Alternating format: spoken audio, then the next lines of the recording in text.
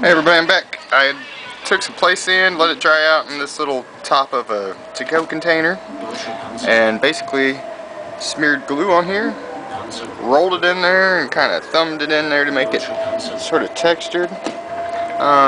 Stayed on pretty good. Needed a coat of the spray glue on top of it though to make sure it stays. So that leaves me with, basically, let's go down here, this. I want to add a little bit of third dimension to the plywood base, so I'm going to use this as Oasis foam. It's a wet foam for wet floral arrangements, live floral arrangements. Some people use it for silk, but it's not very good for that. This is sandable. You can see me just taking my finger across it there, taking the edge off. Only problem is you've really got to seal it up good before you paint it. A coat of glue, preferably. Hard enamel spray paints might eat it up a little bit.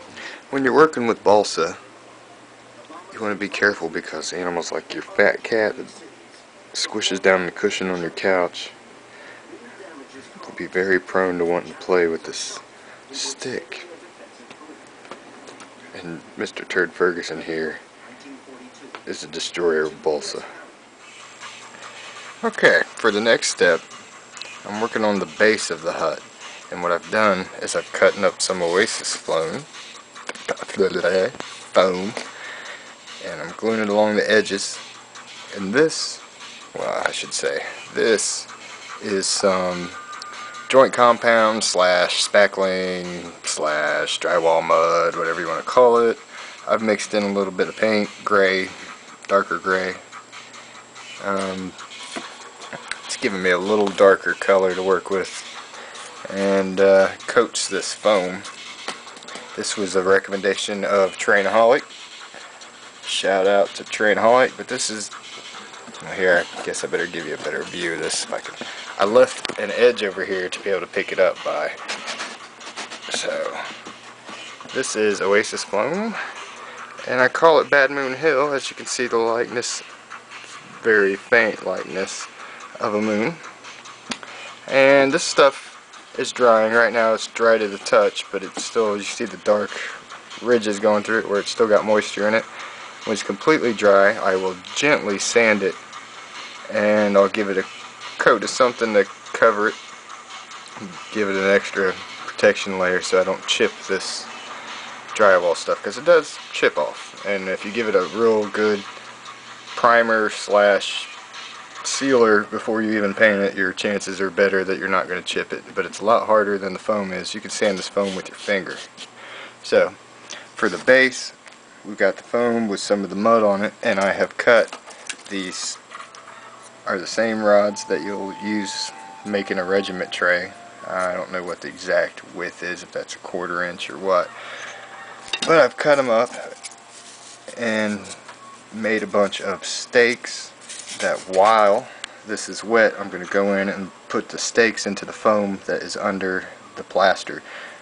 Putting the foam underneath makes it easier to handle. It's a lighter object, and it'll really hold these stakes still. And once that actual drywall mud is dried in through here, it'll be pretty sturdy. Here's Bad Moon Hill. I'm trying to keep it one step ahead of the work hut so that I know my processes are working out right. It's got one coat of black cheap spray paint, indoor outdoor spray paint on it, not even really primer, because you want to save your money when you're doing home train projects, and you really can. I'm going to be using all craft paints.